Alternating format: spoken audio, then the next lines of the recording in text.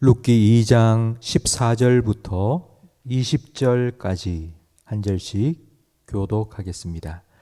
식사할 때에 보아스가 룻에게 이르되 이리로 와서 떡을 먹으며 내 떡 조각을 초에 찍으라 하므로 룻이 곡식 베는 자 곁에 앉으니 그가 볶은 곡식을 주매 룻이 배불리 먹고 남았더라.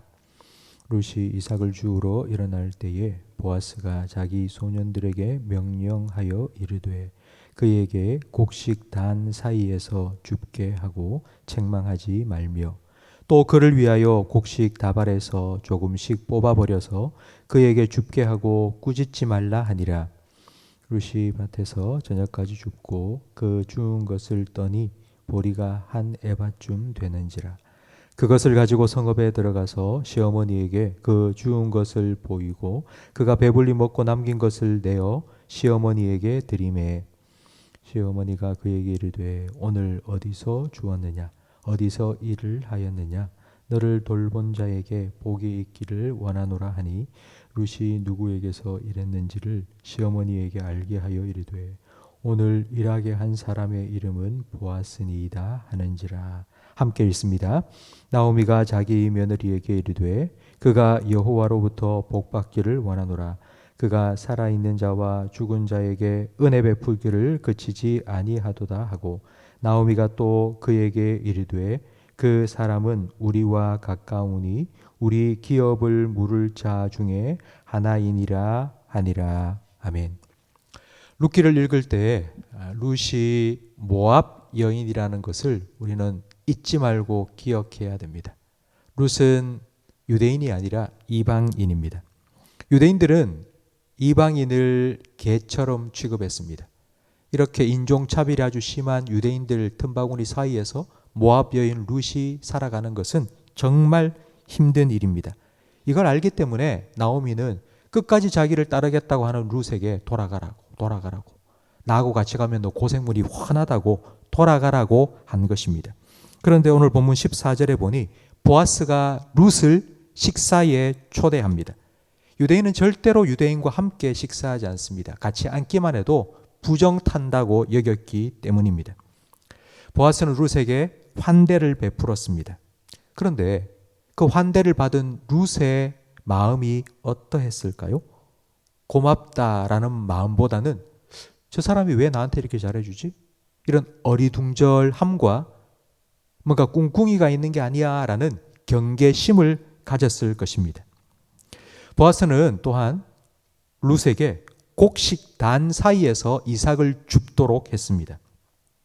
보통 이삭 줍기는 추수가 끝난 밭에서 합니다.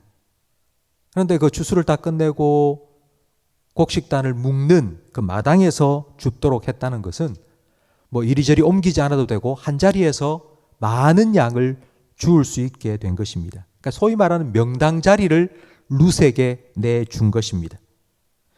그리고는 일하는 일꾼들에게 야 곡식단 묶는다고 일하는데 옆에서 룻이 이삭 주는다고 걸그적거린다고 나무라지 말라고 말까지 해주었습니다. 보아스는 룻에게 아주 섬세한 배려를 하고 있습니다. 다른 사람을 도울 때에 이 보아스처럼 도움받는 사람이 이 자존심 상하지 않도록 아주 지혜롭게 해야 될 필요가 있습니다. 그러니까 도움받는 사람이 내가 지금 도움받는 게 아니라 구걸을 받고 있다는 느낌이 들면 경제적인 어려움보다 훨씬 더 큰 마음의 상처를 입기 때문입니다. 그러니까 곡식단 사이에서 이삭을 줍도록 한 것보다 일꾼들에게 그런 룻을 책망하지 말라고 말한 것이 훨씬 더 큰 배려입니다. 보아스는 여기서 멈추지 않고 한 걸음 더 나아갔습니다. 15절 말씀해 보니 일꾼들에게 곡식단에서 조금씩 뽑아서 버리라고 했습니다. 레위기 23장 22절에 보면 하나님께서는 이런 명령을 주셨습니다. 추수하다가 밭에 땅에 떨어진 이삭이 있으면 줍지 마라. 이게 하나님의 명령입니다. 떨어진 걸 줍지 말고 가난한 자들이 와서 주울 수 있도록 내버려 두라. 이게 율법입니다. 그런데 보아스는 룻을 위해서 곡식단에서 뽑아서 버리라고, 그래서 더 많이 줍도록 하라고 명령했습니다. 이건 율법을 넘어선 은혜입니다. 율법은 하지 마라 하면 거기까지만 멈춥니다. 거기까지만. 하지 마라 하면 더 이상은 하지 않습니다. 하라 하면 거기까지만 합니다. 이게 율법입니다. 그런데 은혜라는 것은 차고 넘칩니다. 아구까지 찰랑찰랑한 게 아니라 그걸 차고 넘칩니다. 그리고 흘러 넘칩니다. 이것이 바로 은혜입니다. 보아스는 룻에게 이런 은혜를 베풀었습니다. 보아스의 은혜를 입은 룻은 하루 만에 17절 말씀에 보니 보리를 한 에바를 거두었습니다. 이 에바라는 단위는 요즘으로 하면은 20kg 정도입니다.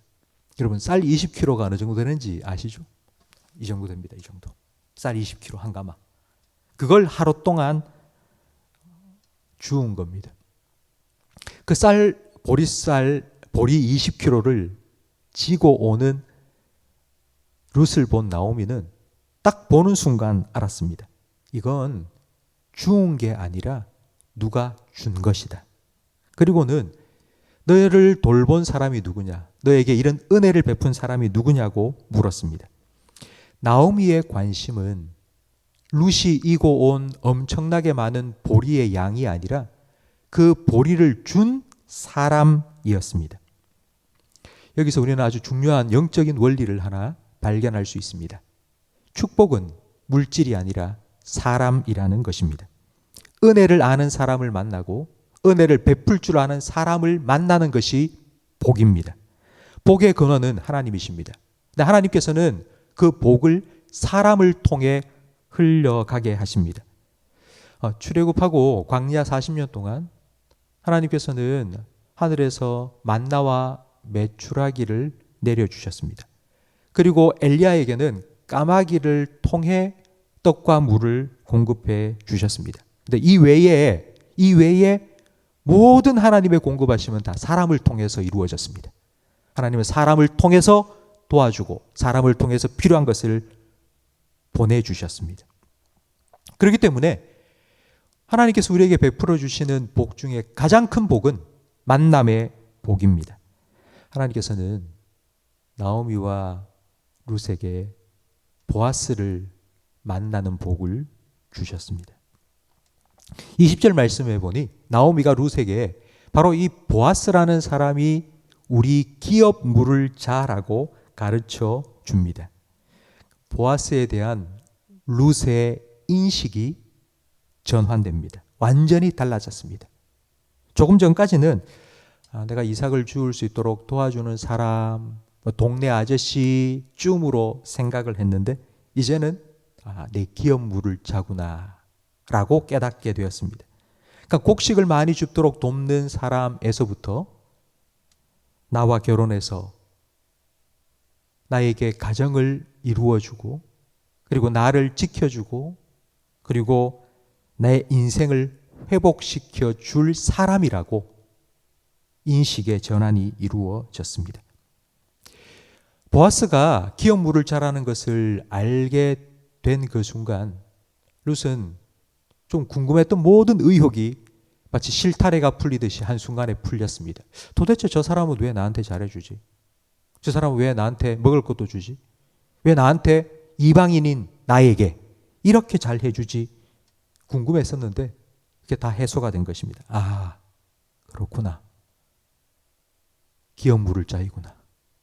라는 것을 알게 된 것입니다. 성도 여러분, 하나님께서는 나오미와 룻을 위해 보아스를 만나게 해주셨습니다. 만남의 복을 주셨습니다. 하나님께서는 이와 같은 만남의 복을 우리에게도 허락해 주셨습니다. 우리는 룻과 같이 아무 소망 없는 이방인이었습니다. 그런 우리를 하나님의 백성 삼으시기 위하여 우리의 인생을 물을 자 보아스와 같은 예수님을 우리에게 보내주셨습니다. 여러분은 예수님을 어떤 분이라고 생각하십니까?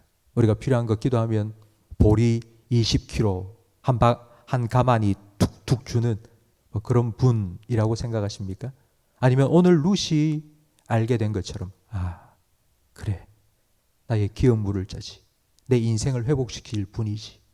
라고 여러분 예수님을 알고 계십니까?